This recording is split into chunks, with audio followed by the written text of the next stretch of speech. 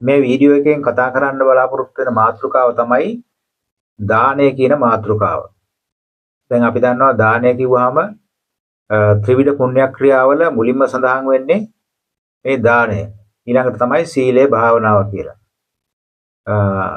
ඒ වගේ අද සමාජයේ සාමාන්‍යයෙන් අපි ලෝකයේ දැන් බෞද්ධ හැටියට හරි කවුරු හරි මේ මොනවා හරි පින්කම් කරනවා නම් ඒකෙන් වැඩිපුරම කෙරෙන සහ අත්‍යවශ්‍යම මූලිකම දෙයක් තමයි මේ දානය කියන කුසලය. ඉතින් මේක ගැන මේ මුලින්ම හැඳින්වීමක් කරොත් එහෙම දැන් බුදුරජාණන් වහන්සේගෙන් මේ දානය කියන කුසල ධර්මය ලෝකයට විස්තර වෙලා ප්‍රචාර වෙලා තියෙන්නේ බුදුරජාණන් වහන්සේගේ දේශනාවේ. එහෙම නැතුව මුලින්ම අපි ඒක මතක් කර ගන්න ඕනේ මේ දානය කියන මේ කුසල ධර්මය ලෝකයට ප්‍රකාශ කරලා ඒක විස්තර කරලා ඒකේ ආනිසංස ඒ වගේම ඒකෙන් කරන හැටි ඒකේ විවිධ ප්‍රභේද ඒකේ ගුණාගුණ ඔය හැම දෙයක්ම අංග සම්පූර්ණ විදිහට ලෝකයට දේශනා කරලා තියෙන්නේ බුදුරජාණන් වහන්සේගේ ධර්මය තුලින් පමණයි. ලෝකයේ වෙන කිසිම ආගමික ධර්මයක මේ දානය කියන කුසල ධර්මය දානය විතරක් නෙමෙයි වෙන කිසිම කුසල ධර්මයක් ගැන නිවැරදි අර්ථකථනයක් කරලා නැහැ විස්තරයක් භාගයක් කරලා නැහැ. ඉතින් එතකොට මුලින්ම අපි සිහිපත් කර ගන්න ඕනේ බුදුරජාණන් වහන්සේගේ ඔය ධර්මයේ සම්බන්ධයෙන් කතා කරනකොට බුදු ගුණයක් එතෙන්දී අපි සිහිපත් කර ගන්නවා. ඊළඟට ධර්මයේ ගුණත් අපි මුලින්ම සිහි කර ගන්න ඕනේ.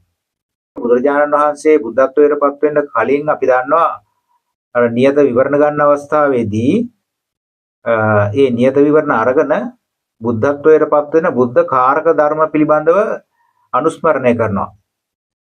ඒ කියන්නේ මේ නියත විවරණ ගන්න ආත්ම භාවයේදී බුදුරජාණන් වහන්සේ කෙනෙක් හම්බ වෙලා තාපස පැවිද්දෙන් ඉන්න ගමන් ඒ බුදුරජාණන් වහන්සේගෙන් නියත විවරණ අරගෙන ගිහිල්ලා ඊට පස්සේ තමයි මේ විදිහට කල්පනා කරන්නේ දැන් බුද්ධ කාරක ධර්ම කියලා කියන්නේ ඒවට. එතකොට මේ බුද්ධ කාරක ධර්මවල පළවෙනි එක තමයි දානය.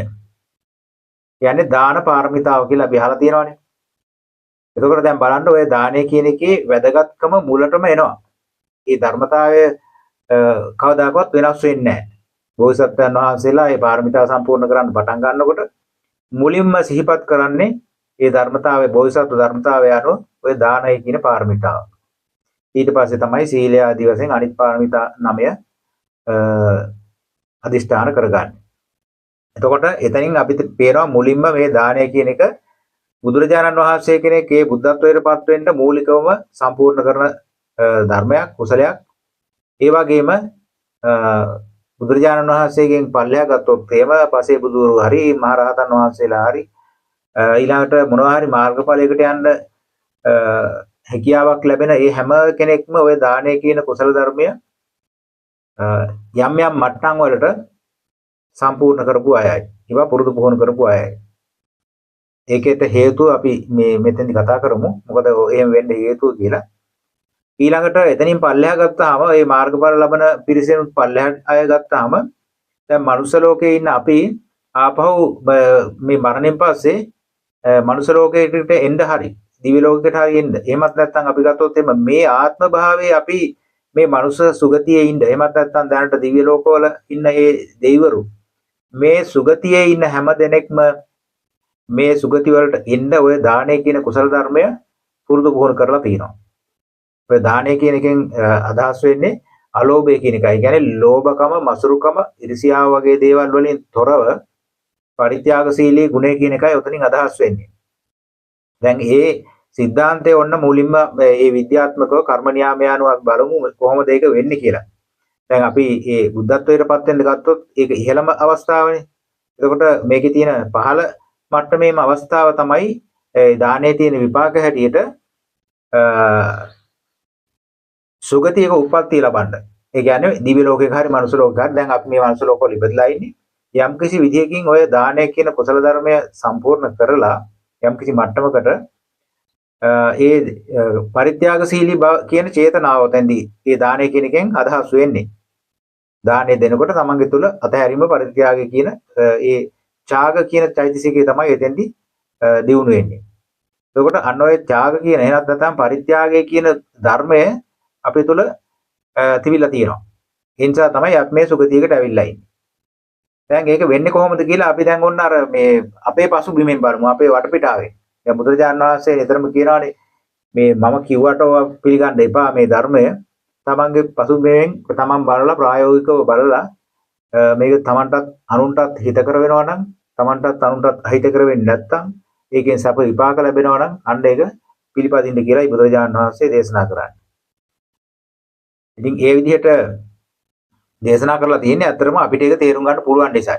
දැන් මේවට අතරම අටුවා ටික ලියන්න අවශ්‍යතාවයක් නැහැ. බුද්ධ දේශනාවල් වලට තමන් තේරුම් ගන්න ඕනේ. පච්චත්තං වේිතබ්බෝ කියලා කියන්නේ තමන් තේරුම් ගන්න. නැත්නම් අටුවාවෙන් තේරුම් ගන්න කියලා නැහැ. අටුවා ටික වලින් තේරුම් ගන්න කියලා නැහැ එහෙම. ඒවා විස්තර කරලා තියෙන්නේ පසු කාලීන අය. ඒව බලන්න අවශ්‍ය නැහැ. අතරම මේක අපේ තමන්ගේ පසුබිමේ තමන්ගේ පරිසරය දිහා බලලා තමන්ට ඕක තේරුම් ගන්න පුළුවන්. දැන් ඒක කෙලින්ම තේරෙන්නේ නැහැ. ඒකයි වෙලා තියෙන්නේ. දැන් බුදුරජාණන් වහන්සේගේ ධර්මයක් ලෝකයට අවශ්‍ය වෙන්නේ බුදුරජාණන් වහන්සේ කෙනෙක් පහළ වෙලා මේ දානය ගැන කියලා දෙන්න අවශ්‍ය වෙන්නේ හේතුව ඒකයි. ඕක අපිට කෙලින්ම පේන්නේ නැහැ බුදුරජාණන් වහන්සේ කියපු නිසා තමයි දැන් අපි මේ ඉගෙනගෙන විස්තර කරන්නේ. නැත්නම් අපි ඔය බුදුරජාණන් වහන්සේගේ දේශනාව ඉගෙන ගත්තේ නැත්නම් මේ අපිට මේවා මෙහෙම විස්තර කරන්න ලැබෙන්නේ නැහැ. ඒකයි මේක විද්‍යාවක් කියලා කියන්නේ. මේ දැන් ඕක තේරෙන්නේ නැහැ මිනිස්සුන්ට. දැන් දානය කියන එකත් විද්‍යාත්මක හොයා ගැනීමක්. විද්‍යාත්මක මේ සොයා ගැනීමක් තමයි මේ බුදුරජාණන් වහන්සේ කරලා තියෙන්නේ. ඉතින් දානය විතරක් නෙමෙයි ওই සීල භාවනා බුදුරජාණන් වහන්සේ දේශනා කරපු ওই බෝධිපාක්ෂික ධර්ම හැම දෙයක්ම විද්‍යාත්මක සොයා ගැනීම. ඒවා මේ බුදු කෙනෙකුට විතරයි කරන්න පුළුවන්. වෙන කාටවත් කරන්න පුළුවන් දේවල් නෙමෙයි. අනිත් එක ඒවා වෙනස් වෙන දේවල් නෙමෙයි. ඒ අකාලිකව ආදී වශයෙන් කියලා තියෙන කාලයට වෙනස් වෙන දේවල් නෙමෙයි. දැන් මේ භෞතික ලෝකේ හොයාගන්න දේවල් කාලෙන් කාලට වෙනස් වෙනවානේ අලුත් වෙනවානේ. දැන් බුද්ධ දේශනාව එහෙම වෙනස් වෙන්නේ නැහැ. ආපහු බුදු කෙනෙක් හොයාගත්තොත් ඒ විදිහම තමයි හොයාගන්නේ. ඒ කියන්නේ ලෝකෙ මැකිලා ගියාට පස්සේ. දැන් බලන්න දානය කියන කුසලයේ ගත්තාම අපි බලමු කොහොමද ඔකෙන් දැන් අර අවම මට්ටමේ කියන්නේ මනුෂ්‍යාත්ම භාවයක් නැත්නම් දිව්‍යාත්ම භාවයක් ලබන්න හේතු වෙන්නේ කොහොමද කියලා අපි බලමු. දැන් අපි දන්නවා මේ මනුෂ්‍ය ලෝකයේ ඉන්න අපි ආගමකින් ධර්මයකින් තොර මේ සලකා බැලුවොත් එහෙම මොනම ආගමක කෙනෙක් වුණත් ආගමක් ධර්මයක් අදහන්නේ නැති කෙනෙක් වුණත් සාමාන්‍යයෙන් මිනිස්සු දෙන්නෙක් ගත්තොත් එහෙම මේ මිනිස්සු දෙන්නෙක් එකතැන ඉන්නකොට මම කියන්නේ සාමාන්‍ය තත්ත්වය. එතකොට මේ මිනිස්සු දෙන්න අඳුරන්නේ නැහැ කියලා අපි හිතමුකෝ. එතකොට එක්කෙනෙක් ළඟ කෑමක් හරි බීමක් හරි දියා. ඉතින් එයා තනියම කන්නේ නැහැනේ සාමාන්‍යයෙන් ළඟ ඉන්න කෙනාට අපි දෙනවනේ නේ. එහෙම සිරිතක් තියෙනවා. ඒකට ආගමක් ධර්මයක් අදාළ වෙන්නේ නැහැ. ඒක මනුෂ්‍ය ධර්මයක් ඒකයි. ඔන්න මනුෂ්‍ය ධර්මයක් කියන එකෙන් ඔන්න තේරුම් ගන්න ඕනේ ඒක. ඔකට ආගමක් බලපාන්නේ නැහැ. මනුෂ්‍ය ස්වභාවයක්. ඊළඟට බලමු අපි ඕක මේ තිරිසන් සත්තුන්ගේ අතර මනුෂ්‍ය තත්වයෙන් පල්ලෙහා තිරිසන් සත්තු දෙන්නකොට දැන් අපි නිතරම දකිනවානේ මේ බල්ලෝ කියන සත්තු අපි මේ දකිනවානේ දැන් බල්ලෝ දෙන්නෙක් ඉන්න තැනකට දැන් අර මිනිස්සු දෙන්නෙක් අඳුරන්නේ නැතුව වගේ අඳුරන්නේ නැති බල්ලෝ දෙන්නෙක් ඉන්න තැනකට ඒ එක බල්ලෙකුට නැත්තම් එහෙම නැත්තම් ඒ බල්ලෝ දෙන්නටම අපි හිතමුකෝ අපි මේ බල්ලෝ දෙන්නටම කෑම මේ පිඟන් දෙකක් දුන්නා කියලා. හැබැයි එහෙම අවස්ථාවේදී අපිට දකින්න ලැබෙනවා ගොඩක් වෙලාවට අර ඒ බල්ලෝ Tamanට දීපු එක නොකා අනිත් මේ සතාගේ එක කණ්ඩ උත්සාහ කරනවා. අනිත් සතා ඒක කණ එක වළක්වන්න උත්සාහ කරනවා. අන්න ඒකයි. අනිත් සතාගේ කණ්ඩ විතරක් නෙවෙයි වළක්වන්න. ඊළඟට අපි දන්නවා Tamanට කණ්ඩ බැරි වුණත් සමහර වෙලාවට අපි දකිනවා අනිත් සතුත් එලවනවා.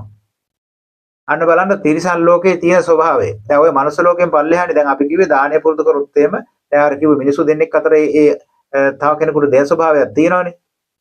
අන්න ඒ ස්වභාවය තිරිසන් ලෝකේ නැහැ. එතකොට වෙන්නේ මොකද්ද? ඒක තමයි කර්ම නියාමය කියලා කියන්නේ. භූතා භූතස්ස උප්පත්ති හෝති යං කරෝති තේන උපජ්ජති කියලා කියනවා. ඒ කියන්නේ අපි භූත කියලා කියන්නේ පවත්වන දේ. දැන් භූත කියලා කියනවා අපි ආපෝ භූත කියලා කියනවා. ඒ කියන්නේ පවතින දේවල්නේ. දැන් ආපෝ තේජෝ ආයෝ කියන පවතින දේවල්. ඉතින් අපි ක්‍රියාවක් ගත්තත් ඒ ක්‍රියාව අපේ පවතින දෙයක් නේ. පරිත්‍යාගය කියන්නේ පවතින ක්‍රියාවක්. එතකොට ඒ පවතින එහෙමත් නැත්නම් පවත්වන ක්‍රියාව ස්වභාවිකව තියෙන තැන තමයි ගිහින් භූතස්ස කියලා කියන්නේ ස්වභාවිකව තියෙන තැන උප්පත්ති හෝති උප්පත්තිය ලැබනවා. දැන් මිනිස්සු දෙන්නෙක් ගත්තොත් එහෙම දැන් අපි පොදුවේනේ අරක සැලකුවේ සමහර මිනිස්සු ඉන්නවා දෙන්නෙක් එක තැන හිටියට තනියම කන්න බොන්න පුළුවන් අය ඉන්නවා. ඒ අනිත් එක්කෙනාට දෙන්න කැමැත්තක් නැහැ. එතකොට අර පුරුදු කරන්නේ මොකද්ද අර දානය කියන එකට විරුද්ධ පැත්ත. දානය කියන එකට විරුද්ධ පැත්ත තමයි ලෝභකම කියලා කියන්නේ. මසුරුකම ඉරිසියාව කියලා කියන්නේ. එතකොට දෙන්න කැමැත්තක් නැහැ එයාගේ. ඉතින් ඒ නිසා එතකොට ඒක තියෙන තැන ගිහින් එයා උප්පත්ති ලැබනවා. ඒක තියෙන්නේ කොහෙද? අර තිරිසන් ලෝකවල. දැන් තේරෙනව නේද? ඔය දානය කියන එක අනිවාර්යයෙන්ම තියෙන්න ඕනේ. ඒ කුසල ධර්මයේ පුරුදු කරලා තියෙන්න ඕනේ. මනුස්ස ලෝකෙට එන්න. ඒ කියන්නේ තිරිසන් ලෝකෙන් තිරිසන් අපායෙන් උඩට එන්න. අනිත් පහළ අපායන් ගැන අපි මෙතෙන්දි කතා කරන්න අවශ්‍යතාවයක් නැහැ. ඒවට අනිවාර්යයෙන්ම ඒවත් දීමක් කියන දෙයක් ඇත්තෙම නැහැ කියලා අපි දන්නවනේ. මේ දැන් තිරිසන් ලෝකයන් ටික අපිට පේන්න තියෙන තරනේ. දැන් ඔන්න අපි මනුෂ්‍ය සුගතියේ ඉන්නවා. නමුත් අර තේසාන් ලෝකයේ කියන ඒ දුගතියේ තත්ත්වය. එතකොට දුගතිය තත්ත්වය පුරුදු කරොත් එහෙම අපි දුගතියට යනවා. දැන් මනුෂ්‍ය ලෝකයේම ඉන්නකොට අපි බලමුකෝ අපි මොනවා හරි දෙයක් පුරුදු කරනවා. අපි මද්ද්‍රව්‍ය ගන්න හරි මොනවා හරි දෙයක් අපි පුරුදු කරනවා නම් මොනවා හරි හොඳ දෙයක් හරි නරක දෙයක් හරි අපි පුරුදු කරනවා නම් ඒ පුරුදු කරන දේ තියෙන පිරිස අතරට තමයි අපි යන්නේ.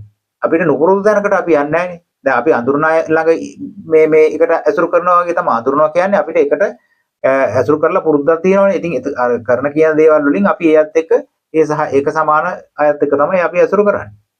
ඉතින් ඒක මේ ලෝකෙදී මෙහෙම වෙනකොට ඒ කියන්නේ මේ හිතේ පැවැත්මනේ දැන් තියෙන්නේ මේ ජීවිතේදී මෙහෙම පැවැත්ම අරගෙන ගිහිල්ලා ඊට පස්සේ මරණයෙන් පස්සේ හිතේ පැවැත්ම මේ වෙනත් තැනකට යනවා. ඒකයි වෙන්නේ. එතකොට මේ ඔය මරණයෙන් වෙන්නේ පොඩි වෙනසක් විතරයි වෙන්නේ ඇත්තටම. මේ කය වෙනස් වෙන එක තමයි වෙන්නේ. කයේ ස්වභාවය වෙනස් වෙනවා. හිත ඊළඟට මේ පරිවර්තන වීමක් වෙන්නේ නැහැ ඇත්තටම. ඉතින් සිත ඊළඟට වෙනස් හිතක් උපදින එක නෙවෙන්නේ. චුතියෙන් පස්සේ ඊළඟට ගිහිල්ලා ප්‍රතිසන්දී වෙනස් හිතක් උපදිනවා. ඒකයි සිතවිලි පරම්පරාව ඇත්තටම මේ මරණයකටපත් වීමක් ඇත්තටම මේ අපිට ඔය සඳහන් කරන සම්මුති මරණය කියන එක ඇත්තටම සිතවිලි පරම්පරාවට එහෙම බලපෑමක් වෙන්නේ නැහැ. සිතවිලි පරම්පරාව එක දිගට යනවා. අර චුතිසිතයි ප්‍රතිසන්දීසිතයි අතර ඒ තියෙන වෙනස තමයි සිතවිලි දෙක තියෙන වෙනස. ඕක බුදුරජාණන් වහන්සේ සඳහන් කරනවා චිත්තාන්තරෝ භික්කවේ මච්චු කියලා. චිත්තාන්තරෝ කියලා කියන්නේ සිතවිලි දෙකක් අතර තමයි මේ මරණය කියන එක සිද්ධ වෙන්නේ. එතකොට අපි මේ මරණය කියලා ලොකුවට හිතාගෙන ඉන්නේ මේ මලමිණියක් මවාගෙන අපි මරණය කියනකොට අපේ හිතට එන දෙයක් තියෙනවානේ. ඒ රූපයක් නෙන්නේ අපේ මරණය කියලා කිව්වම මිනි පෙට්ටියක් ඔය වගේ දෙයක් නේ. ඊහෙම දෙයක් ඇත්තටම සිතේ මේ චිත්ත පරම්පරාවේ නැහැ. සිතවිලි පරම්පරාව එක දිගටම ගමන් කිරීමක් තියෙන්නේ. ඉතින් ඔය අතරදී අර චුත වීමත් ප්‍රතිසන්දියක් සිද්ධ වෙනවා. ඉතින් ඊට පස්සේ මොකද වෙන්නේ අර මේ ඒක ආත්ම භාවයක භවයක සිතවිලි පරම්පරාව පුරුදු කරලා තිබ්බ විදිහට දැන් ඔය වගේ දේවල් ඔය ලෝභකම් මසුරුකම් පුරුදු කරලා තිබුණා නම් අතනින් පස්සේ ආර ප්‍රතිසන්දේ ගන්නවා ගිහිල්ලා අපායේ පල්ලෙහා මට්ටමක දුගතියක. එහෙමයි සිද්ධ වෙන්නේ.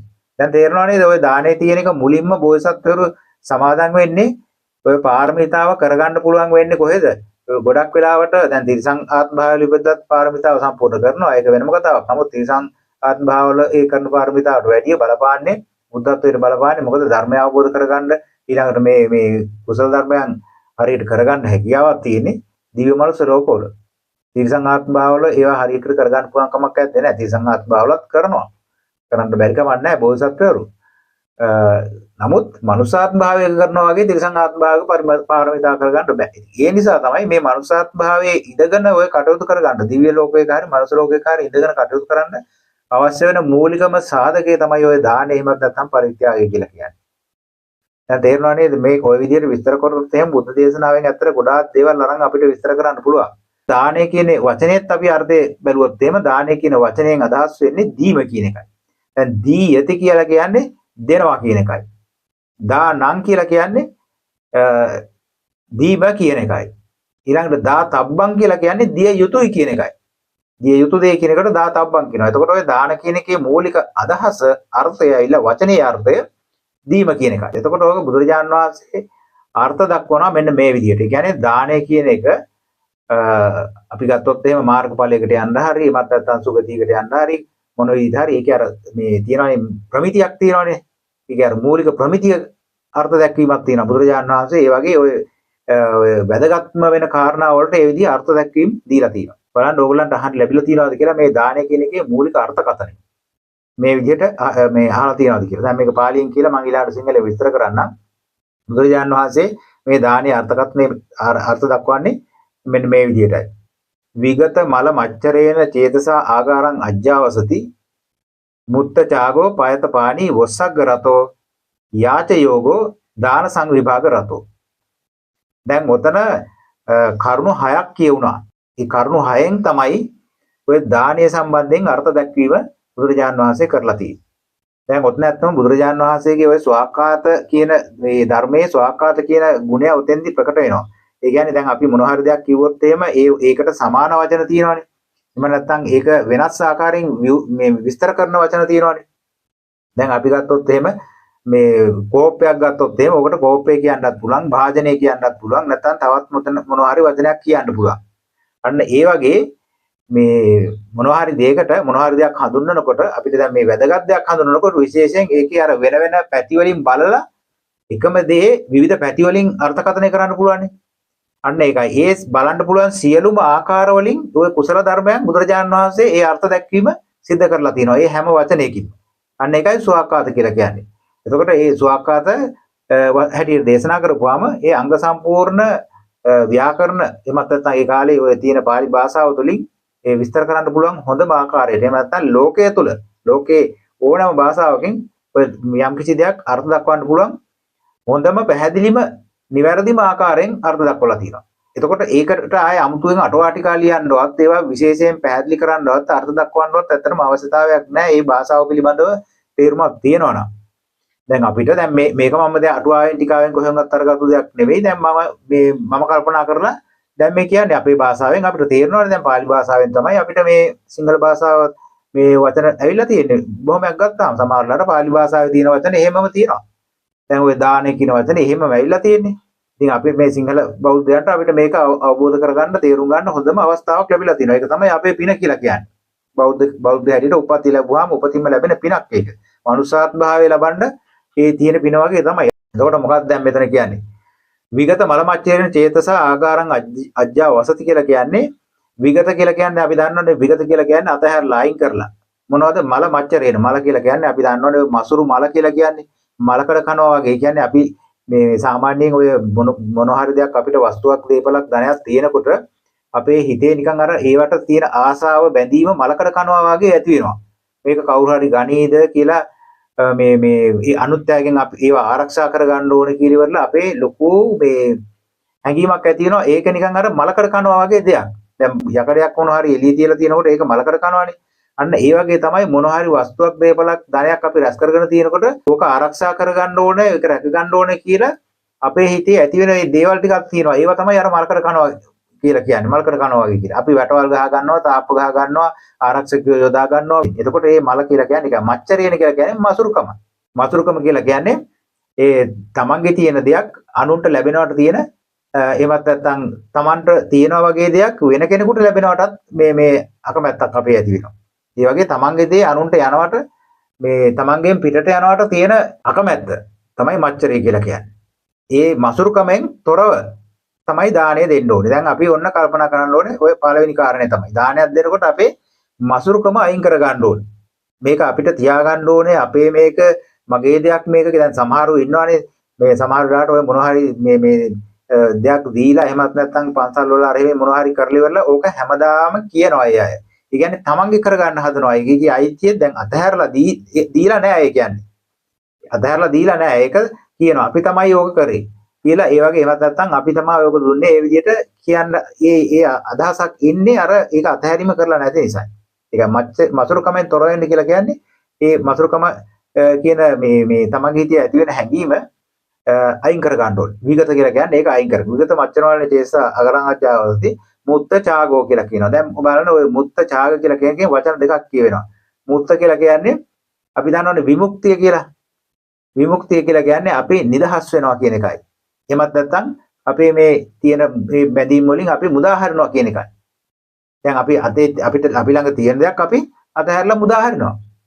ඒකයි මුත්ත කියලා කියන්නේ. මුත්ත චාගෝ චාගය කියලා කියන්නේ පරිත්‍යාග වශයෙන් කියන එකයි. ඔය දාණය කියන එක හැදලා තියෙන්නේ ඒ වචනේම තමයි. චාගය කියලා කියන්නේ ඔය චාගානුසති භාවනාව හැටියට හඳුන්වනෝනේ. දැන් ওই දානේ භාවනාවක් හැටියට කරනකොට චාගානුසති භාවනාව කියලා තමයි කරන්නේ ඒක. එතකොට මුත්ත චාගෝ කියලා කියන්නේ පරිත්‍යාග වශයෙන් අපි මේක මුදාහරිනවායි කියන අදහස තියෙන්න ඕනේ. දානයක් දෙනකොට. ඒ අදහසින් තමයි අපි දෙන්න ඕනේ. ඊළඟට පායත පාණී කියනවා. පාණී කියන්නේ අත. පායත කියලා කියන්නේ පිරිසුදු අතින් දෙන්න කියන එකයි. දැන් අපි කියනවානේ අත දිගහැරලා මේ වියදම් කරන කෙනෙක් අත දිගහැරලා අනුන්ට දෙන්න කැමති කෙනෙක් කියලා අපි සමාජයේ මිනිස්සු ගැන අපි කතා වෙනවානේ. අන්න ඒක තමයි මෙතෙන්දී අදහස් කරන්නේ. ඒ කියන්නේ පිරිසුදු අතින් මේක අල්ලගෙන Tamanගේ අයිතිය තියාගෙන එහෙමත් නැත්නම් මොන හරි එහෙම සම්බන්ධයක් තියාගෙන Tamanට ඒකේ බැඳීමක් තියාගෙන දෙනවා කියන එක නෙමෙයි. පිරිසුදු අතින් ඒක දෙන්න කැමැත්තක් තියෙනවා කියන එකයි. දැන් ඔය එතකොට 3යි. ඊළඟට 4වෙනි එක වොස්සග්ග රතෝ. වොස්සග්ග කියලා කියන්නේ අතහැරීම කියන එකයි. දැන් ඔය පට්නිස්සග්ග කියන්නේ ආනාපාන සති භාවනාදී පට්නිස්සග්ගානුපස්සී අසසිසාමීති කියලා. අන්න ඒකයි. පට්නිස්සග්ග කියන වචනයටම සමාන අදහසක් තමයි වොස්සග්ග කියලා කියන්නේ. වොස්සග්ග කියලා කියන්නේ අතහැරිනවා කියන එකයි. එතකොට දැන් ඔය බලන්න එකම දානය කියන දෙයට විවිධ වචන වලින් විවිධ පැති වලින් මේ අර්ථකථනය දෙන්නේ. එතකොට වොස්සග්ග රතෝ කියලා කියන්නේ කැමැත්තෙන් අතහැරීමට කැමැත්තක් තියෙන්න ඕනේ. දැන් අපේ දේවල් අපි අතහරින්න කිසිම ලෝභකමක් නැතුව අපි අතහරින්න පුළුවන් කියන හැඟීම තියෙන්න ඕනේ වේදානයක් දෙනකොට.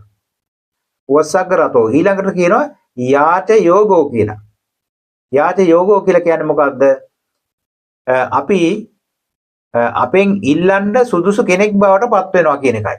ඒ කියන්නේ යාචකයෙක් ගාවොත් අපි ඒ යාචකයාට දෙන කෙනෙක් බවට පත් වෙනවා. දැන් අහවලාගෙන් ඉල්ලන්න අහවලාගෙන් ඉල්ලුවොත් නම් ලැබෙනවා කියන අපිට කියන්න පුළුවන් විදිහේ කෙනෙක් බවට පත් වෙන්න කියන එකයි. ඒක බොහෝ වෙලාවට අපි තුල ඇති වුණාට ඔක සමාජයෙන් එහෙම මතයක් අපි ඇති කරගන්න ඕන විදිහටයි අපි මේ ගුණේ අපේ තුල තියෙන්න ඕන. සමාජයෙන් තමයි අපි යාචයෝග පුද්ගලයෙක් බවට පත් කරන්නේ. මොකද වෙන කෙනෙක්නේ අපෙන් ඇවිල්ලා ඉල්ලන්නේ. එතකොට ඉල්ලනවා නම් ඉල්ලන්න සුදුසු කෙනෙක් බවට අපි පත් වෙන්න ඕනේ. අපි ඉල්ලනවා නෙමෙයි වෙන කෙනෙක් අපෙන් ඉල්ලන්න සුදුසු කෙනෙක් බවට අපි පත් වෙනවා. යාච කියලා කියන්නේ ආයාචනා කියන එකයි. කෙනෙක් අපිට ඇවිල්ලා ආයාචනා කරන්න යෝග්‍ය පුද්ගලයෙක් බවට අපි පත් වෙනවා. ඒකයි යාච යෝගෝ කියලා කියන්නේ. දැන් අපි දන්නවා සමහරලාට මොනවා හරි දෙයක් ඉල්ලනකොට ආවලා ගාව තියෙනවා. හැබැයි යාගෙන් ඉල්ලලා ගන්න එයා දෙන්නේ නැහැ කියලා කියනවා. එතකොට එයා යාච යෝග නෙමෙයි. එතකොට එයා දානේ අර්ථ දැක්වීම එයා තුල නැහැ කියන එකයි. එතකොට අපි සමහර වෙලාවට කියනවා අහවලා ළඟ තිබ්බොත් නම් ඕක දෙනවා කියලා. එහෙම නැත්නම් අහවලා ළඟ තියෙනවා එයාගෙන් ඉල්ලන්න අනිවාර්යයෙන්ම දෙනවා එයාත් කියලා එහෙම අපි යම් කිසි කෙනෙක් ගැන කියනවා. අන්න එතකොට ඒ කියන ඒ පුද්ගලයා ඒ දෙනවා කියන ඒ දෙන තැනත්තා යාච යෝග පුද්ගලයෙක්. අන්න ඒ තත්වයට අපිපත් වෙන්න ඕන. දානේ දෙනකොට අපිපත් වෙන්න ඕනේ ස්වභාවය තමයි ඔය කියන්නේ. එතකොට දැන් ඔතන අපි පහක් කිව්වා යාච යෝගෝ කියනකොට පස්වෙනි එක. ඊළඟට හයවෙනි එක තමයි දාන සංවිභාග රතෝ. දැන් මේ වචන ටික කියනකොටම ඇත්තටම ආවිල පැහැදිලි. ඔකට 아무තුන් කවුරුත් විස්තර විචාර පොත් ලියන්න අවශ්‍ය නැහැ පිටු ගන්න. දාන කියලා කියන්නේ දාණය දෙන්න. සංවිභාග. සංවිභාග කියලා කියන්නේ විභාග කියලා කියන්නේ බෙදා දෙන්න කියන එකයි. දැන් කලින් දැනදී අර වස්සග්ග රතෝ කියවන අතහැරලා දෙන්න අතහරින්න කැමැත්තෙන් ඉන්නවා. රතිය කියලා කියන්නේ ආසයි අතහරින්න අපේ තියෙන දේවල් අතහැරලා දෙන්න ආසයි. ඕන තරම් මේවා අරගෙන යන්න කියලා අහලා තියෙනවානේ පෙර ආත්මවල මේ බෝසත්යන්ගේ කතාවල මේ තමන්ගේ තිබිච්ච භාණ්ඩාගාර ඔක්කොම ඇරලා මේ ඕන කෙනෙකුට ගන්න කිලිවල අතහැරලා දානවා. අන්න ඒක තමයි වස්සග්ග රතෝ කියලා කියන්නේ. දැන් මෙතන ඇවිල්ලා දාන සංවිභාග රතෝ. දානේ දෙන්න ඒ කියන්නේ බෙදා හරින්න. අතහැරලා බෙදා හරින්න. එහෙමත් නැත්නම් අතහැරලා දෙන්න කියන අදහස. දාන කියලා කියන්නේ දෙන්න කියන එක කියලා අපි මේ මුලින් සඳහන් කරන්නේ. එතකොට බෙදා හරින්න. දැන් අපි කියනවානේ බෙදා හරිනවා කියලා මොනවා හරි දෙයක් මොනවා හරි දැන් ඔය මේ නොමිලේ බෙදා හරිනවා කියලා අපි කියන්නේ. ආන්න ඒ වගේ.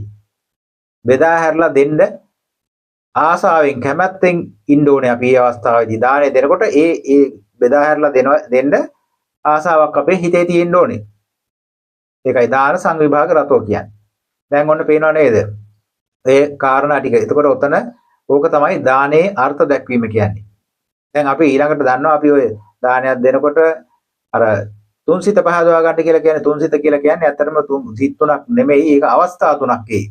අවස්ථා තුන ඉතින් එකක් හැටියට වුණත් අපිට සලකන්න පුළුවන්. තුනක් හැටියට ගත්තේ නැතත්.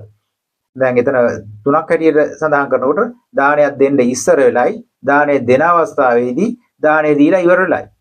ඉතින් ඕක තනිය කර එකක් හැටියට අපිට කතා කරාමත් ඇති සාමාන්‍යයෙන්. ඒ කියන්නේ දානේ සම්බන්ධයෙන් අපි මොනවා හරි කටයුත්තක් කරනකොට කරලා හරි කමන්නේ. දැන් ඇත්තටම දීපු දානයක් ගැන අපි නැවත මෙනෙහි කරනවා නම් ඒකත් ඔය තුන්සිතේ අවසාන අවස්ථාව. ඒ කියන්නේ දීපු එකක් ගැන ආපහු මෙනෙහි කරනවා කියන එකයි. ඊආත්මේ දීපු දානයක් අපි මේ ආත්මෙ මෙනෙහි කරගන්න පුළුවන් නම් ඒක වුණත් දානයක් මේ ඔය ඒ තුන්සිත පහදවා ගැනීම කියන එකටම තමයි අයිති වෙන්නේ. ඊළඟට දානයක් දෙන්න අපි කල්පනා කරනවානේ. දානයක් දෙන්න මුලින්ම අදහස් කරනවානේ. ඒ අදහස් කරන අවස්ථාව ගැනත් ඒ අවස්ථාවේදී දැන් ඔන්න ඔය කියන සිතිවිලි ටික තමයි ඇති කර ගන්න ඕනේ. දැන් ඕවා තමයි ඇත්තටම අපිට වැදගත් වෙන චෛත්‍යක. නැත්තම් ඔය මේ අභිධර්මයේ අර මේ කියලා තියෙන ඔය චෛත්‍යකේ 1000 ගණන් ඔයා පාඩම් කරාට දැන් ඔයාගේ අවබෝධයක් එනවද බලන්න. නැහැනේ. ඔය අටුවා ටිකවල දැන් ඔය දානය ගැන හරි මොනවා ගැන හරි පොත්පත්වල ලියලා තියෙනවානේ මහා විස්තර මේ වැල්වට අරන් කියව ගන්නත් බැරි තරම්. නමුත් මේ බුද්ධ වචනේ ගත්තාම දැන් ওই අවස්ථා ටික අපි මේ පච්චත්තං වේදිතබ්බෝධ. ඒ කියන්නේ අපි මේ ඉන්න පරිසරය තුළ අපි ජීවත් වෙනකොට අපි මේ පරිහරණය කරන එහෙමත් නැත්නම් අපි අතර භාවිතා වෙන ওই ධර්ම ටිකක් තමයි උතන කියවුනේ. දැන් මොනවද ඒ කරුණාය අපි නැවත මතක් කරගමු. මසුරුකමෙන්තරව අපි දෙන්න ඕනේ. මසුරුකම කියන එක අපේ හිතෙන් අතහැර ගන්න ඕනේ. පළවෙනි කාරණය. ඊළඟට දෙවෙනි කාරණය ඇවිල්ලා පරිත්‍යාග හැටියට මුදා හරින්න අපේ කැමැත්ත තියෙන්න ඕනේ. පරිත්‍යාගයක් වශයෙන් මම මේක මුදා හරිනවා කියන අදහස. ඊළඟට පිරිසිදු අතින් ඒක අපි දෙන්න ඕනේ. අල්ලා ගන්න අතින් නෙමෙයි දෙන්න ඕනේ. දැන් අපි දන්නවා සමහර වෙලාවට දානෙහෙන් බෙදනකොට මිනිස්සු ඒක අර මේ ලෝභකමෙන් බෙදන්නේ. ඒ හැන්දට ගත්ත ටික බෙදන්නෙත් නැහැ. ඒ වගේ දේවල් තියෙනවා මේ අපි අත්දැකීම් තියෙනවා සමහර අය. හැමෝම නෙමෙයි. සමහර අවස්ථාවල එහෙම අය ඉන්නවා. ඒ කියන්නේ පිරිසුදු අතින් බෙදන අය ඉන්නවා. ඕන තරම් බෙදන අය ඉන්නවා. නමුත් දාන ටික බෙදන්න ටික සමහර අයට ඒක බෙදෙන්නේ නැහැ හැන්දෙන්. හැන්දට ගන්න ටිකත් ආපහු මේ හැන්දෙන් ආපහු ගන්නවා. ටිකක් ඉතුරු කරගෙන. ඒක ඇවිල්ලා ඒ කියන්නේ අර සත්වේ නැහැ කියන එකයි. ඒ දැන් බලන්න ඒ වගේ දේවල් දන්නේ නැති නිසා තමයි මිනිස්සු එහෙම කරන්නේ. නමුත් ඒගොල්ලෝ දානේ දෙනවා. ගෙදරට ගෙනලා හරි පන්සලට ගිහිල්ලා හරි දානේ දෙනවා. නමුත් මේ දානේ හරියට ඒ බුදුරජාණන් වහන්සේ කියපු විදිහට සිද්ධ වෙන්නේ නැහැ එතන. ඊළඟට ඔය ගෝවා ගැන කොච්චර බණ කිව්වත් පොතවත බැලුවත් ඔය දේවල් අහු වෙන්නේ නැහැ. බුදුරජාණන් වහන්සේගේ දේශනාව කෙලින්ම අපි පැහැදිලි කරගන්න එකේ තියෙන වටිනාකම ඕනෝකයි. ඒක කෙරෙන්නේ නැහැ. ඊළඟට සම්පූර්ණයෙන් මේ අතහැරලා දානවා කියන එකට අපේ ආසාව තියෙන්න ඕනේ. අතහැරලා දානවා කියන එකට ආසාවක් තියෙන්න ඕනේ. ඒකයි වස්සග්ගරතෝ කියලා කියන්නේ. ඊළඟට පස්වෙනි එක යාච යෝගෝ. යාච යෝගෝ කියලා කියන්නේ අපි ළඟ අපිට අනුන්ට ප්‍රයෝජනවත් වෙන දෙයක් අපෙන් අපි ළඟ තියෙන මේ බඩු ආහිර ආදී ඉල්ලනකොට ඒ ඉල්ලන ප්‍රමාණයෙන් දෙන්න පුළුවන් විදිහේ හිතක් අපේ තියෙන්න ඕනේ. එකපාරටම දැන් අපෙන් සමහරලාට ඉල්ලපුවාම ලෝභකමක් වගේ ඇති වෙනවා. තව කෙනෙක් ඇවිල්ලා අපෙන් ඉල්ලනකොට අපි කැමැත්ත තියෙන්න ඕනේ කියන එකයි එතනින් අදහස් කරන්නේ. ඊළඟට දාන සංවිභාග රතෝ. මේක දානේ හැටියට දීලා බෙදා හැරලා දෙන්න කැමැත්තක් තියෙන්න ඕනේ. ඉතින් ඔන්න ඔය කරුණු පහ තියෙන්න ඕනේ. ඒක තමයි දානේ අර්ථ දැක්වීම කියන්නේ. එතකොට එවනම් අපි ඊට පස්සේ දාන දෙනකොට මතක තියාගන්න ඔන්න ඔය කරුණු පහ අපි හොඳට හිතේ ඇති කර ගන්න ඕනේ. ඔය කරුණු පහ ඇති කරගෙන අර තුන්සිත පහදවා ගන්නවා කියන අවස්ථාව අපි එකකටම සඳහන් කර හැකියි අපිට ඒක. දානයක් දෙන අවස්ථාවේ ඉඳලා ඉතින් අපි ඒ ගැන මරණ කම්ම හිතන්න පුළුවන් අපිට. දානය සම්බන්ධයෙන් පුළුවන් තරම් අපි මේ දේව සම්බන්ධයෙන් හැම වෙලේම ඒක කල්පනා කරන්න ඕනේ. වෙන ගමනක් යන ගමන් වුණත් අපිට ඕන වෙලාවක බඩු ගේන්න යන ගමන් ඒ දාණයට එහෙමත් නැත්නම් දාණය දීලා ඉවර වෙලා ඊළඟට ඒක දාණය දෙන අවස්ථාවේදී තමන්ට ඇත්තටම මේ ජීවිතේ මොනවා හරි හිත නිදහස් කරගන්න අවස්ථාවක් ලැබෙනවා නම් ඒ හැම වෙලාවකම ඔය දාණය ගැන කල්පනා කරන්න ඕනේ. මම මෙහෙම දානයක් දීලා තියෙනවා කියලා. දැන් ඒව ඇත්තටම කරන්නේ නැහැනේ අපි. සාමාන්‍යයෙන් එහෙම කරන්නේ නැහැ. දැන් ඔය දෝෂිත පහදවා ගැනීම කියන එකෙන් එහෙම කරන්න කියන එක තමයි කියලා තියෙන්නේ. චාගානුසති භාවනාව බවට පත් වෙන්නේ ඒකයි. දාණය භාවනාවක් බවට පත් වෙනවා. ඒ විදිහට. ත්‍යාග කියලා කියන්නේ පරිත්‍යාගය අනුසති. අනුස්මරණය කරනවා. තමන්ගේ පරිත්‍යාගශීලී ගුණය අනුස්මරණය කරනවා. අපි මේ විදිහේ කෙනෙක් කියලා ඉවරලා. ඒ පරිත්‍යාගයට බරව ඉන්නවා කියන එක.